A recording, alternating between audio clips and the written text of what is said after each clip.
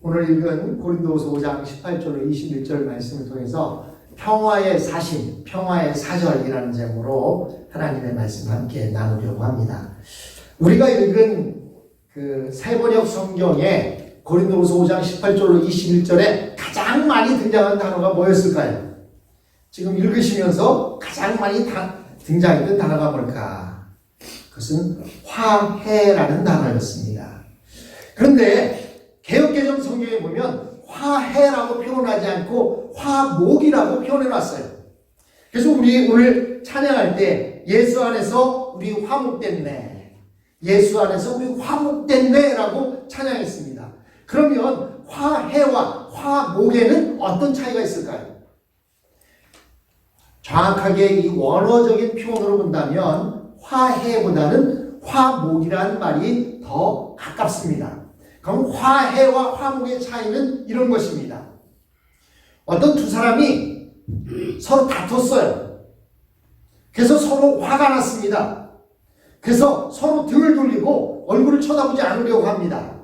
그때 한 중재자가 나서서 아이고 우리 좋은 동네에 살면서 뭐 이렇게 싸워가면서 살 필요 있어. 서로 그냥 화해하고 우리 같이 이렇게 더불어 살자. 그래서 이 중재자가 두 사람을 불러놓고 손을 서로 꼭 맞잡게 하고 서로 사과하고 화해하라는 거예요. 그랬더니 이 두 사람이 그래 미안해, 내가 화를 내서 미안해, 사실 내가 이런 부분이 있었는데 이것은 내 잘못이야, 미안해. 그랬더니 또 옆에 있던 사람이 아유 내가 더 미안하지, 그냥 그것을 쉽게 받아들였으면 되는데 그것을 받아들이지 못하고 미안해. 그래서 둘이 화해를 해서 새로운 관계를 갖게 됩니다. 이때 두 사람이 화해했다라고 말하는 거예요. 서로 잘못이 있고 서로 대등한 관계가 있는데 그 대등한 관계에 있던 사람들이 서로 자기의 잘못을 서로 시인하고 그래 우리 다시 한번 잘해보자 라고 하는 것, 서로 사과하는 것, 그것을 보고 화해라고 말합니다. 화목은 뭐냐면요, 아버지와 딸이 있는데 딸이 아버지에게 자꾸 비싼 물건을 사달라고 하는 거예요. 근데 이 아버지는 너무 집안 형편이 넉넉하지 않아서 노가다로 먹고 살고 있는데 딸이 비싼 것들을 사달라고 하니까 그것을 제대로 사줄 수가 없었습니다. 그런데 그때 딸이 아버지가 사달라는 건 안 사준다고 아버지에게 화를 내고 그리고 욕을 하고 그리고 집을 떠나버렸습니다. 그리고 집에 들어오질 않는 거예요. 그러다가 이 딸이 아버지하고 뭔가 좀 풀고 싶은데 무슨 방법이 없을까? 그래도 날 낳아주신 아버지인데 그것도 이제 해가 지나서 나이가 먹고 철이 들어서 그 아버지랑 뭔가 풀고 싶은데 근데 이 아버지는 당신도 그 딸을 너무나 사랑하고 그와 풀고 싶은데 그렇다고 해서 그냥 아무런 조건 없이 받아들이면 그 딸이 또 그런 문제가 생기면 그렇게 하지는 않을까 노심초사하고 있습니다. 그때 한 중재자가 나서서 얘기를 한 거예요. 딸에게 야 그래도 너 낳아주신 아버지고 너를 위해서 얼마나 수고 많이 했냐. 너를 그만큼 사랑했는데 너 가서 아버지와 아버지에게 잘못했다고 해라. 그래서 이 딸이 자기 말로는 가기가 어려웠는데 그 중간에 있던 그 언니의 이야기를 듣고 언니를 따라서 아버지에게 갑니다. 그리고 아버지에게 이야기합니다. 아빠, 그때 제가 잘못했어요. 제가 너무 철이 없고 너무 어리다 보니까 아버지의 형편이나 상황을 모르고 아버지에게 그렇게 못된 말을 하고 집을 나갔었네요. 아버지, 제가 잘못했어요. 아니야, 딸아. 그래, 괜찮아. 요 관계를 보고 화목이라고 하는 거예요.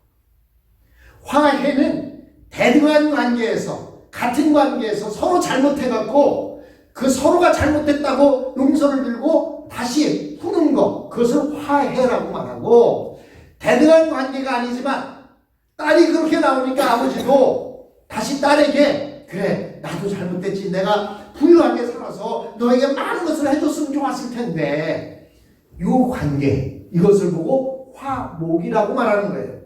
그래서 오늘 읽은 성경 말씀에 보면 이 말씀은 원어로적으로 보면 화해시키려고 화해라는 말보다는 화목이라는 말이 훨씬 더 가깝습니다. 18절을 개정개혁 성경으로 읽으면 이렇습니다. 모든 것이 하나님께로서 났으며 그가 그리스도로 말미암아 우리를 자기와 화목하게 하시려고 또 우리에게 화목하게 하는 직분을 주셨으니 화목하게 하셨다. 이렇게 말합니다. 하나님께서 원하시는 것은 이 세상에서 하나님과 원수된 상태에 있던 우리 인간을 예수 그리스도를 통해서 자신과 화목하게 하는 것입니다. 근데 여러분, 구약에 있던 율법의 역할은 무엇이었습니까? 율법의 역할은 우리와 하나님이 원수된 상태로 있다라고 하는 것을 깨닫게 해주시는 거예요. 즉 딸내미가 집을 뛰쳐나가 있을 때 그 언니가 찾아가서 야, 네가 아빠한테 그럴 수가 있냐 라고 깨닫게 해주는 것, 그것이 바로 율법의 역할입니다. 즉 율법은 결단코 우리를 하나님과 화목을 시킬 수는 없어요. 율법은 깨닫게 해서 우리로 하여금 내가 잘못했구나. 그러면 누가 화목하게 해요? 내가 하나님 앞에 찾아나와서 아버지에게 찾아가서 용서를 빌 때 화목이 되어지는 것 같이 율법은 그 죄를 깨닫게 해주시는 것이고 화목케 하는 역할은 바로 예수 그리스도밖에 하실 수가 없습니다. 그래서 예수님이 이 땅에 오신 이유는 하나님과 이 세상을 화목하게 하기 위해서 이 땅에 오신 것입니다. 여러분, 똑같은 입장에서 이루어지는 화해가 아닙니다. 하나님과 우리 사이는 똑같은 입장이 아닙니다. 하나님은 창조주이시고 우리는 피조물입니다. 우리는 하나님 앞에서 죄를 지은 사람들이었고 죄를 지어 살고 오던 사람들이었습니다. 그런데 하나님의 은혜는 조건 없이 부어졌습니다. 여러분, 집 나갔던 딸이 그렇게 아빠 제가 잘못했어요 하고 찾아왔을 때 아버지가 조건을 내걸겠습니까? 너 머리 빡빡 밀고 한 달 동안, 2달 동안 너 참여해라. 그러겠습니까? 아니야. 그래, 잘했어. 아빠도 잘못했지. 아빠가 돈이 많았더라면 얼마나 좋았겠어. 이러지 않겠습니까? 여러분, 이 모든 것을 시작하신 분이 하나님이신데 이 기쁜 소식을 위해서 그의 아들을 평화의 사신으로 보냈습니다. 오늘 제목이 평화의 사신인데 평화의 사신이 뭐냐면요, 나라와 나라가 전쟁을 벌입니다. 근데 전쟁을 벌이는데 그 두 전쟁을 할 때 너무나 격차가 심한 거예요. 한쪽에는 10,000명의 군사를 끌고 나와 있고 한쪽에서는 100만 명의 군사를 끌고 나와서 전쟁을 하는데 그때 100만 명을 이끌고 온 그 전쟁을 하는 사람이 사신을 보냅니다. 사신을 보내서 뭐라고 말하면 당신들이 지금 우리에게 항복하면 당신들을 우리의 식구로 받아들이고 당신들에게 세금을 물리지 않을 것이고 당신들이 부족한 식량을 도와줄 것이고 당신들을 죽이지 않겠습니다. 그때 그것을 받아들이면 어떻게 되는 거예요? 평화의 사신이 다시 자기의 왕에게 돌아가서 저 나라와 우리와 싸우던 저 사람들이 우리의 조건을 듣고 우리와 함께 하기로 했습니다. 그러면 평화가 이루어지는 거예요. 그런데 그 사신이 와서 그렇게 얘기했는데 그 사신을 잡아다가 저것들을 옥에 가둬라 해놓고 가둘 뿐만 아니라 저들의 목을 잘라서 또 다윗 시대에 보면 중동 볼기까지 옷을 잘라갖고 엉덩이가 다 보일 정도로 잘라갖고 수염을 밀고 돌려보내지 않습니까? 이렇게 되면 어떻게 될까요? 저들은 전쟁을 원하는 것이구나 하고 전쟁을 하게 되는 거예요. 이때 그 역할을 맡아서 가는 사람들을 보고 평화를 위해서 간다고 해서 평화의 사절단 또는 평화의 사신이라고 이렇게 말하는 것입니다. 하나님께서는 그의 아들 예수 그리스도를 평화의 사신으로 우리에게 보내셨습니다. 근데 사람들은 이 평화의 사신을 십자가에 못 박아 죽였습니다. 이로 인해 이 세상은 자동적으로 하나님과 어떤 관계가 됐죠? 원수 관계가 되고 전면전, 전투가 벌어질 수밖에 없는 그런 상태가 되었습니다. 평화의 사자, 사신을 죽이면 대화나 용서는 필요치가 않습니다. 그러나 하나님은 예외적으로 또 참으셨습니다. 오히려 예수의 죽으심을 화목 제물로 받으셔서 그의 죽으심을 믿는 사람들에게는 무조건적으로 용서하시기로 작정하셨습니다. 물론 아들의 죽음으로 인한 전쟁 상태는 아직까지 유효합니다. 여러분, 한국의 요즘 미국과 한국이 계속 대화를 나누고 있는 게 뭐냐면 정전협정을 맺자는 거예요. 남과 북이 정전협정을 맺자. 지금 여러분, 남북한의 38선에 놓여져 있는 그 선을 무슨 선이라고 하죠? 휴전선이라고 해요. 휴전선. 휴전선이라는 얘기는 전쟁이 끝난 것이 아니라 전쟁을 쉬고 있는 거라는 거예요. 전쟁을 쉬고 있는데 그 쉬고 있는 경계선이 바로 38선, 철책을 보고 그래서 휴전선이라고 하는 거예요. 그런데 지금 남과 북 그리고 남과 미국이 지금 논의를 하고 있는 것은 뭐냐면 정전협정입니다. 그 얘기는 뭐냐면 전쟁이 끝났다라고 하는 것을 선포하자는 거예요. 휴전하고 있는 상태라는 얘기는 뭐냐면 언제 싸움이 다시 일어날지 모른다는 거예요. 전쟁이 끝났다라고 하는 것은 더 이상 전쟁하지 않겠다라고 하는 것입니다. 그래서 한국의 정부에서는 이것에 공을 들이고 있는 거예요. 왜? 전쟁이 끝났다 그러면 그 다음부터는 전쟁이 끝난 상태이기 때문에 서로가 총구리를 맞대고 무기를 많이 만들고 군사들을 많이 배치시키고 하는 일을 줄일 수가 있습니다. 그래서 경제정책이나 사회적인 면에 더 신경을 쓸 수가 있어요. 한국이 남북으로 갈라져 있음으로 인해서 쓰고 있는 그 전쟁 비용이 어마어마하게 많습니다. 그것을 줄이자는 거예요. 여러분, 하나님께서는 참고 또 참으셨어요. 하지만 전쟁이 끝난 것은 아닙니다. 휴전 상태로 있는 거예요. 오히려 하나님은 예수님의 죽으심을 화목제물로 받으셔서 그 죽으심을 믿는 사람들은 다 용서하기로 작정한 거예요. 저들이 내가 보낸 평화의 사신을 죽였다 할지라도 저들이 그래도 내가 그 사람을 죽였습니다. 나의 죄 때문에 죽었습니다. 라고 자신들이 자신의 죄를 고백하기만 하면 하나님은 용서해 주겠다는 것입니다.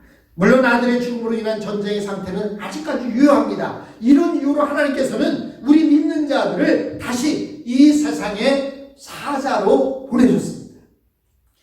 하나님의 아들은 이미 평화의 사자로 왔다가 죽으시고 부활하시고 하늘나라로 가셨지만 하나님은 여전히 계속 우리들을 사용하셔서 우리에게 평화의 사신으로 가라는 거예요. 누구에게? 믿지 않는 자들, 예수님을 잡아 죽이고도 잘했다고 생각하는 그 사람들에게 가라고 말하고 있는 것입니다. 우리를 적진으로 보내고 아직도 하나님께서는 죄인들이 돌아오기를 양팔 벌려 기다리고 계시며 한 사람이라도 멸망치 않고 구원 얻기를 원하십니다. 만약 하나님과의 평화를 원한다면 그들은 우리를 영접할 것입니다. 그러나 평화를 원치 않고 자기 멋대로 살고자 한다면 평화의 사자를 죽일 것입니다. 예수님은 제자들을 보내주시면서 이렇게 말합니다. 양들을 이리 가운데 보내시는 것과 같다라고 말씀하셨습니다. 하나님은 이리들과 화해시키려고 양들을 아무 무장 없이 이리에게 보낸 것입니다. 그렇다면 양들은 무엇 때문에 자기와는 상관없는 자기들의 위험한 곳, 그곳으로 가야 합니까? 그것은 19절에 말씀하고 있습니다. 이는 하나님께서 그리스도 안에 계시사 세상을 자기와 화목하게 하시며 저희의 죄를 저희에게 돌리지 아니하시고 화목하게 하는 말씀을 우리에게 부탁하셨느니라. 즉 하나님이 우리에게 부탁하셨다는 거예요. 뭐를? 저 믿지 않는 자들에게 평화의 사신으로 가서 그들에게 복음을 전하라는 거예요. 니네들 이러면 하나님도 원수돼서 죽게 되는데 너희들이 받아들이기만 하면 하나님은 다 용서하신단다 라고 그 말을 전하도록 보냈는데, 그리스도의 사랑이 우리를 강권하기 때문에 우리는 가야 한다는 것입니다. 하나님께서 원하시는 것은 이 세상 사람들이 예수 그리스도의 죽음을 보고 자신들이 죄인임을 깨닫고 회개하는 것입니다. 바로 그 화목의 말씀을 우리에게 맡기셨습니다. 그리스도인은 이 세상 어느 누구도 멸망하지 않고 구원 얻기를 원합니다. 그래서 설득이라는 것이 필요해요. 그들을 설득해야 합니다. 믿으려면 믿고 말라면 말지 뭐 해서는 안 됩니다. 믿을 때까지 설득해야 되는 거예요. 여러분, 인디언들이 기우제를 지나면 반드시 비가 온다고 제가 예화로 말씀드렸죠. 그 비 오는 이유가, 기우제가 그렇게 응답되는 이유가 뭐라고 했어요? 비 올 때까지 기우제를 지내기 때문에 기우제를 지내면 비가 온다. 여러분, 우리 해야 할 일은 뭡니까? 그들이 예수님 영접할 때까지 계속 그들에게 복음을 전해야 합니다. 설득해야 합니다. 믿으면 믿고 말라면 말라면 그런 식으로 그들을 대해서는 안 돼요. 우리의 눈에는 간절함이 있어야 하고 그들을 보는 우리의 눈에는 눈물이 있어야 합니다. 이것은 사람의 힘으로는 불가능합니다. 오직 성령님께서 그 마음을 바꾸어 주셔야 합니다. 그러나 성령님은 우리를 통해 일하시기를 원하시기 때문에 밖으로 나가 아무에게나 이 화해의 메시지, 화목의 메시지를 전해야 합니다. 다른 사람들이 미친 사람이라고 하든 말든지 성령께서 우리 안에 계신다는 것을 믿고 담대해야 합니다. 한 번은 우리 가족이 대천 해수욕장으로 휴가를 갔어요. 어머니 두 분과 그리고 동생들 그리고 우리 애들 데리고 대천 해수욕장으로 휴가를 갔어요. 갔더니 그 안에 얼마나 사람들이 많은지, 그곳에 파라솔 하나를 빌려갖고 그곳에서 싸운 음식들 놓고 물놀이도 하고 또 간식도 먹고 그러고 있는데 저희 어머니가 안 보이는 거예요. 그 많은 인파 속에 어머니가 보이질 않는 거예요. 깜짝 놀랐습니다. 그래서 우리 가족들이 어머니와 그리고 밑에 동생들을 놔두고 몇 명이 찾아 나섰어요.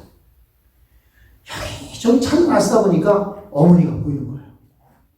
그래서 가서 보니까요, 어머니 손에 전도지가 이만큼 들려있는데 휴가 온 그 사람들한테, 벌거벗고 비키니 입고 있고 반바지 입고 휴가 오고 있는 그 사람들한테 예수 믿으라고 전도지를 돌리고 있는 거예요. 그때 제 마음속에는 한편이 창피했어요. 우리 엄마 꼭 여기까지 와서 전해야 되나? 저렇게 쉬고 있는 사람들한테 가서 그걸 돌리면 그 사람들이 뭘 좀 그거 받아갖고 뭘 그런다고 그걸 그렇게 해야 되나? 또 어머니 모시고 버스를 타면요, 버스 안에서도 그 전도지를 꼭, 그 전도지가 딴 것도 아니에요. 당신이 섬기는 손감 침례교회 주보예요, 주보. 주보를 들고 매일 버스 타고 있는 사람한테 돌리는 거예요. 제가 신학교를 다니고 막 졸업하고 전도사가 됐는데 그 시절에 그걸 보니까요, 괜히 창피해 보이는 거예요, 내 자신이. 엄마 또 왜 저래? 그냥 혼자 계실 때나 저러지. 근데 지금 생각해보면 바로 이것이 평화의 사신의 모습이 아닌가 생각이 됩니다. 우리가 얼마나 전도에 힘씁니까? 예수님 대신에 우리를 보내셔서 평화의 사절이 돼서 평화의 복음을 전하라고 하는데 우리가 얼마나 그 복음을 전하고 살고 있습니까? 여러분, 우리는 미친 사람이란 말을 듣든지 말든지 성령이 우리 안에 계신다는 것을 믿고 우리는 담대하게 복음을 전해야 합니다. 사도 바울이 말하고자 하는 바가 20절에 나옵니다. 이러므로 우리가 그리스도를 대신하여 사신이 되어 하나님이 우리로 너희를 권면하신 것 같이 그리스도를 대신하여 간구하노니 너희는 하나님과 화목하라. 즉 우리가 그리스도를 대신하여 사신이 되었다. 여기서 말하는 우리는 바울과 그리고 바울과 함께 선교에 임했던 그 사람들이에요. 우리가 그리스도를 대신하여 사신이 되어 하나님이 우리로 너희를 권면하게 한다. 너희는 누구예요? 고린도 교인들. 현재 지금 여러 가지 이상한 문제에 빠져있는 교인들.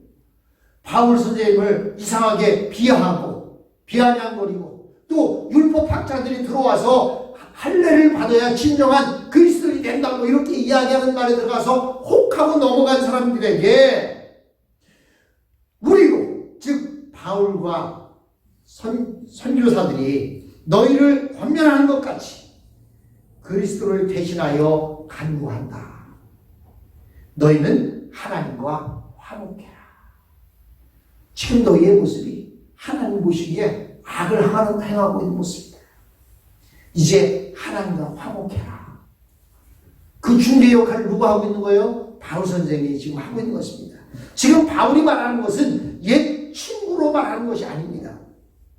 그는 자기 안에 있는 하나님이 성령님을 통해서 그들에게 권면하라고 이 말을 주셨다는 것입니다. 그것은 지금이라도 하나님과 화목하라는 거예요. 하나님 제가 잘못했습니다. 하나님 용서해 주십시오. 화목하라는 것입니다. 지금이라도 자신들이 죄에 빠져 있다는 것을 깨닫고 그리스도에게 항복하라는 것입니다. 이 일을 누가 해야 되느냐? 평화의 사신들, 예수 그리스도의 복음을 맡은 자들, 바로 저와 여러분이 해야 할 일입니다. 여러분, 바울은 고린도 교인들에게 하나님에게 항복하라고 권면합니다. 21절에 보니까 또 이렇게 말합니다. 하나님이 죄를 알지도 못한 자로 우리를 대신하여 죄를 삼으신 것은, 여기서 죄를 알지도 못하는 자가 누구죠? 예수님이죠. 하나님이 죄를 알지도 못하는 자, 즉 하나님이 예수로 우리를 대신하여 죄를 삼으신 것은 우리로 하여금 저희 안에서, 즉 예수님 안에서 하나님의 의가 되게 하려 하심이니라. 예수 그리스도는 이 세상에 오셔서 십자가에서 죽으셨습니다.